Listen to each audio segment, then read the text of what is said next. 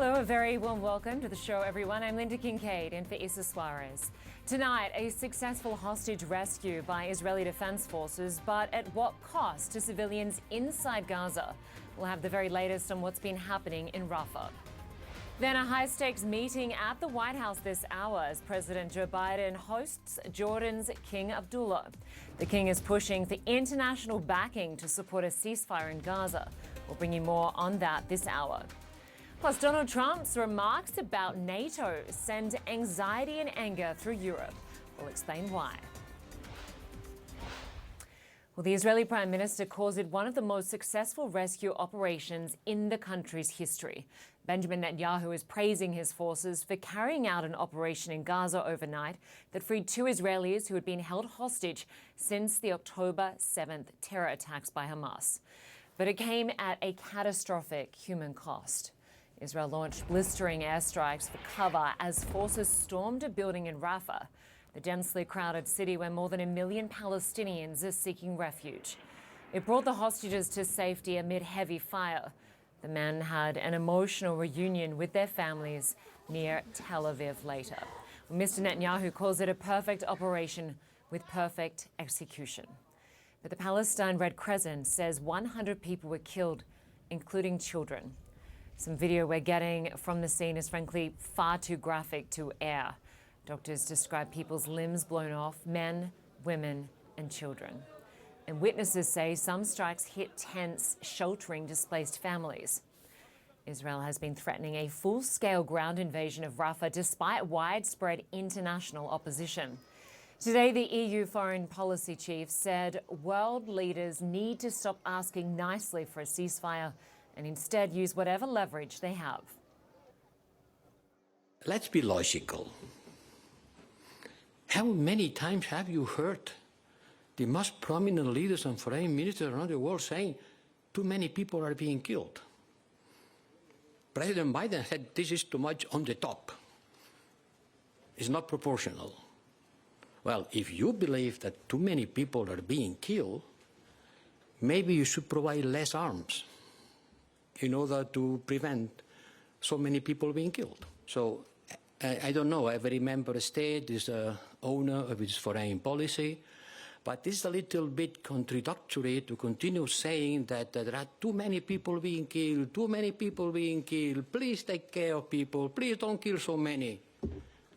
Stop saying please and doing something. Well, that direct message for Joe Biden comes as the U.S. president sits down with Jordan's king in Washington today. King Abdullah is on a tour of Western capitals to press for an immediate ceasefire. Mr. Biden will welcome the king to the White House later this hour, and we will take you there live when it happens. Well, there's certainly a lot to cover this hour. I want to begin with the devastating loss of life today in Rafah. Our Nada Bashir is following the developments for us live from Cairo and joins us now. Good to have you with us, Nada. So there are more than 1 million people in Rafah, many displaced multiple times from other areas of Gaza. And we know that dozens of men, women and children were killed during that land and sea attack by Israel. Take us through what you're learning. Well, this certainly was a devastating attack. As you mentioned, more than 1 million people are concentrated within the city of Rafah. This is an area where many have fled to after being warned, told by the Israeli military time and time again to move south for their own safety and protection. And what we have seen over recent weeks is this southern region, particularly around the Rafah area and in Khan Yunis, repeatedly coming under attack by aerial bombardment. That is certainly what we saw last night, airstrikes being carried out as part of, according to the Israeli military, an operation to secure the rescue of 2 Israeli hostages. But this has left a devastating human toll in its wake. We have seen scenes of utter destruction in Rafah. The Palestine Red Crescent saying at least 100 people were killed, including children. And we have seen very graphic video emerging from our colleagues on the ground showing areas where civilians had been sheltering in makeshift tents with bullet holes through the plastic of these tents. Civilians killed inside while they were sleeping. We've been hearing from civilians on the ground who have said they spent the whole night hearing the destruction around them, the airstrikes taking place, buildings being struck. The Palestine Red Crescent and local municipality Authority officials say at least a dozen residential buildings were struck.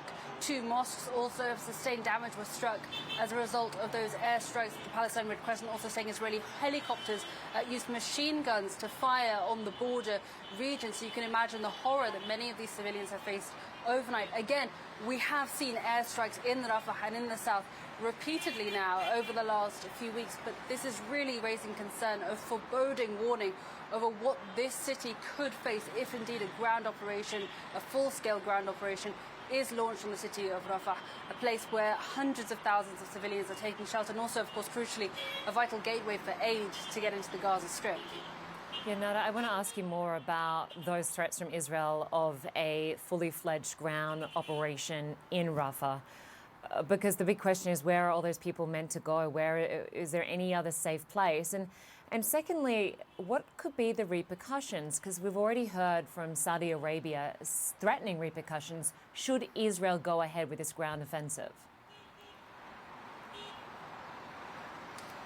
Look, in terms of where people can go, the message has been clear from aid groups and the United Nations. There simply isn't anywhere left for civilians to turn to for safety. We've heard from the Israeli Prime Minister saying he has directed the Israeli military to prepare for a mass evacuation of civilians from the Rafah area. Where they will be evacuated to is unclear. We have little to no detail from the Israeli side, and as we know, the vast majority of northern and central Gaza has been almost entirely destroyed by more than 4 months of airstrikes and ground operations by the Israeli military and on-the-ground fighting. And of course, as we have seen over the last few months, civilians have repeatedly been told to move south. This is an area where they have concentrated. We've seen these sprawling, huge tent cities being set up where civilians are sheltering there in these makeshift tents, little protection from the elements. Where they go next is really anyone's question, because there is simply nowhere safe left in Gaza. And as you mentioned, the threat of a ground operation in Rafah will not only bear civilian consequences, but also could place diplomatic efforts in jeopardy as well. We've been hearing from regional leaders, we've been hearing from leaders here in Egypt, of course, particularly concerned with the situation on their side of the Rafah border, saying that this could really place those diplomatic efforts into a state of jeopardy, that this would be unacceptable, a red line for many in the region. We've heard from US President Joe Biden and the White House saying that while they have said they are not opposed to the Israeli military carrying out a targeted operation in Rafah, there would have to be credible, executable efforts to protect the lives of civilians. That this is a priority at this stage. We have seen or had little clarity on what that would look like, so mounting concerns, particularly from international aid organizations, for many, around the potential this could have for civilians in the area. We've heard from the UN's human rights chief, who has warned that we could see many, many more lives lost as a result. All right, Nada Bashir for us reporting on those developments from Cairo, Egypt. Thanks very much. I do want to stay on this story and bring in Jeremy Diamond, who's in Tel Aviv, for more on that dramatic hostage rescue in Rafah. Good to have you there for us, Jeremy. So the Israeli Prime Minister Netanyahu claims that the release of these 2 hostages means that the military pressure is working. But the big question is, at what cost? Because obviously we saw the land and sea bombardment. Explain how this hostage plan unfolded. Yeah, it was a very dramatic and daring overnight raid carried out by Israeli special forces. I'm told that it was nearly a month in the making. Israeli military and domestic intelligence services gathering the intelligence that led to this raid. For weeks, the forces that carried this out preparing and practicing this operation. And then at 1:49 a.m. is when the moment of truth came. They breached the wall of a residential building in the heart of this southernmost city of Rafah. They entered that building on intelligence that these 2 hostages were held on the 2nd floor. They went up there and they were able to grab these hostages and rush them out of harm's way. We were told that they escaped under fire, and shortly thereafter they were put on helicopters and whisked to a hospital on the outskirts of Tel Aviv. That's where they had an emotional reunion with their families after more than 4 months in Hamas captivity. But what we also know is that the Israeli military, 1 minute after that breach happened, started bombing parts of Rafah in that area where they say they were targeting Hamas fighters. But of course, what we've seen is in the aftermath of this is that many of those who were killed were also civilians, women and children being pulled from the rubble, being rushed to hospitals. some of them alive, some of them not. And it just gives you a sense of what could potentially happen if an Israeli military offensive is indeed carried out in Rafah without sufficient evacuations for civilian, a city that is so densely populated at this moment with so many displaced Palestinians.